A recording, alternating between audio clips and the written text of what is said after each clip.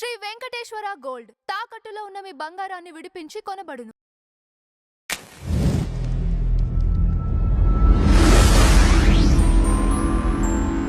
నమస్కారం అమ్మ. నమస్కారం. అమ్మ, గురు పౌర్ణిమ విశిష్టత. ఆ రోజు ఏ గురువును మనం ఆరాధించాలమ్మా? ఎవరు గురువుని వారే. దీనికోసం ఆషాఢ మాసంలో వచ్చే పూర్ణిమ, ప్రతి నెల ఒక పూర్ణిమ ఒక అమావాస్య వస్తాయి కదా. ఆషాఢ మాసంలో వచ్చేటటువంటి పూర్ణిమే గురు పూర్ణిమ అంటారు. ఆ గురు పూర్ణిమ నాడు అంటే గురువులకి అంకితం ఆ రోజు. మనకి టీచర్స్ డే అని సెప్టెంబర్ చేసుకుంటున్నామే 5th రాధాకృష్ణన్ గారి బర్త్డే సందర్భంగా.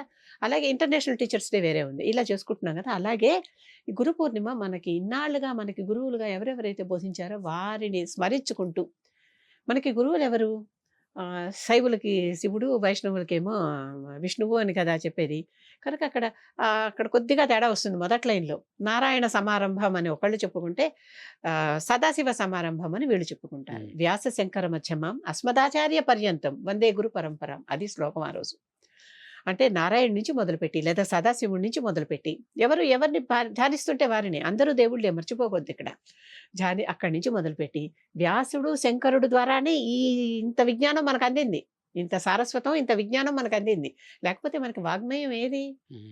అసలు వ్యాసుడు చేసినటువంటిది తలుచుకుంటే ఆయన చెప్పంది లేదు.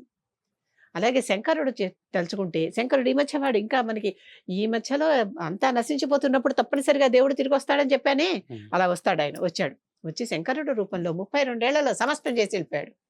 ఎటు వెళ్ళిపోయాడో కూడా తెలియకుండా వెళ్ళిపోయాడు. అటువంటి వ్యాసుడు శంకరుడిని తలుచుకుని ఈ వ్యాస శంకర మధ్యమం అస్మదాచార్య పర్యంతం, ఇదంతా నాకు చెప్పిన గురువు ఎవరో ఉన్నారుగా, అస్మత్ నేను, నా యొక్క ఆచార్యుడు ఎవరో. అప్పటిదాకా వందే గురు పరంపర. మనకెప్పుడు గురు పరంపరలండి. మనకి బోధించిన వాళ్ళకు బోధించిన వాళ్ళు ఎవరు? వాళ్ళకు బోధించిన వాళ్ళు ఎవరు? వాళ్ళకు బోధించిన వాళ్ళు ఎవరు ఉన్నారు కదా. ఆ పరంపరలో వచ్చే గురువులందరినీ మనకి తెలియరు. వారందరి దాకా చెప్పుకుంటూ వారందరికీ నమస్కారం పెట్టుకొని ఆ రోజు గురువులకే పూజ చేసుకోవటం. గురువు అంటే ఇప్పుడు ఎవరెవరని చెప్పాను నేను? వ్యాసుడు శంకరుడు. సరే, శంకరుడు విష్ణువు ఉన్నారా, సూర్యుడు, గణపతి, కుమారస్వామి, ఇంకా వీళ్ళందరూ, ఈ దేవతలందరూ కాకుండా గణపతి అంటే శివుడు, శక్తి, అమ్మవారు, సరస్వతి, ఈ విద్యార్థి దేవతలందరికీ నమస్కరించుకోవటమే గురు పూర్ణిమ నాడు పూజ. ఈ మధ్య కొత్తగా ఒక తరం ఎలా వచ్చిందంటే తప్పు అది, అందుకని చూపాల్సి వస్తుంది. ఒక్క సాయిబాబా వారే గురువు, ఇంకెవరు కాదు. ఆయన కూడా ఒక గురువు, కానీ ఆయనే గురువు కాదు. నేను కేవలం అన్నం అంటే అన్నం ఒక్కటే తింటామా కదా, అన్నం తింటున్నాం, అన్నం కూర, రసం, ఎన్నో ఉంటాయి పక్కన. అన్నం అనేది ఒక పదార్థం మాత్రమే దాంట్లో. ఈయన కూడా ఒక గురువు మాత్రమే, కానీ ఈయనే గురువు అనేది నేను ఒప్పుకోను. ఆయన మీ గురువు, పూజించుకోండి, ధ్యానించుకోండి. ఆ రోజు వెళ్లాల్సింది దక్షిణామూర్తి ఆలయాలకి, హయగ్రీవుడు ఆలయాలకి, గణపతి ఆలయాలకి, సూర్యనారాయణమూర్తి ఆలయాలకి, కుమారస్వామి ఆలయాలకి, సరస్వతీదేవి ఆలయాలకి. వాళ్ళు మనకి చెప్పినటువంటి విద్యాధి దేవతలు. వారి నుంచే మనకి విద్య వచ్చింది. సరే, మీ గురువులు అస్మదాచార్య పర్యంతం అన్నాం కదా. మీకు బోధించిన గురువు గారు ఎవరో ఉన్నారు, వారి దగ్గర కూడా వెళ్ళి దండం పెట్టండి. ఆయన గురువే, ఆవిడ గురువే, తప్పులేదు. అది మన పద్ధతి. అంతేగాని కేవలం సాయిబాబా అంటే అది తప్పు. ఒక సంవత్సరం ఆషాఢ పూర్ణిమ నాడు మేము అమర్నాథ్ వెళ్ళి శివుణ్ణి దర్శించుకున్నామండి.